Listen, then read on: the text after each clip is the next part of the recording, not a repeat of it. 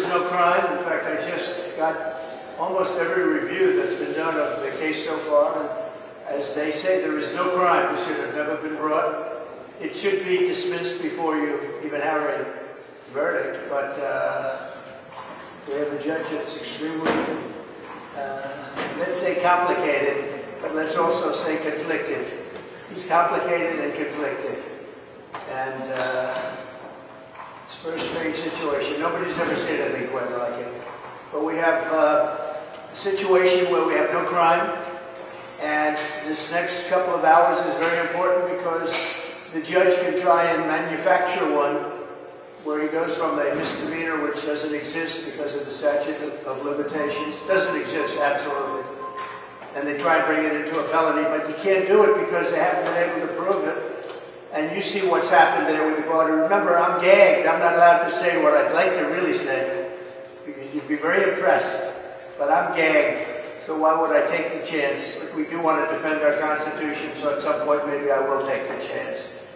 It's a very serious situation when a Republican nominee for president, the Republican nominee, somebody that won easily and quickly in record time, gets number one gagged and number two is before a Democrat-appointed judge, and you're playing with fire like this. It's very sad.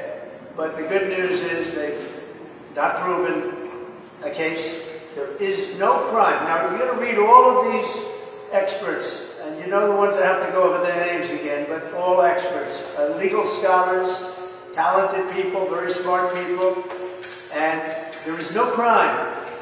So maybe they'll try and devise one right now. The judge, he'll help them out, because the judge has been very helpful to the other side.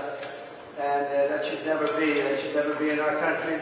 Now, on another note, Biden is releasing 1 million barrels of oil from the Northeast Reserve in a bid to lower prices at the pump just before the election, because he's unable to drill properly. So, and he's destroyed everything we had. We were energy independent. We were shortly going to be energy dominant.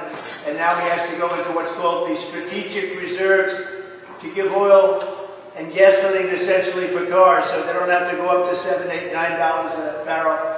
By the way, if he ever got in again, you would be paying more than $10 a barrel. You better hope he doesn't get elected, those that drive cars. And by the way, and everybody else in our country.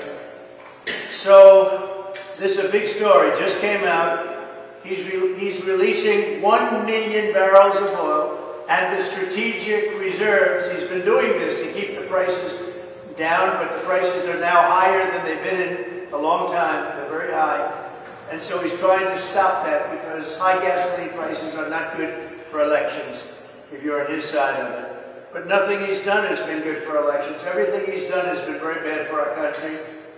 And the border, I don't know if you've seen, but the border, record numbers of people from prisons, from jails, from mental institutions, terrorists, record numbers of people are pouring into our country. Numbers like we've never seen before are pouring in. We have an incompetent president, and we have to win. And as I've said, November 5th, the most important day in the history of our country. Thank you very much, everybody.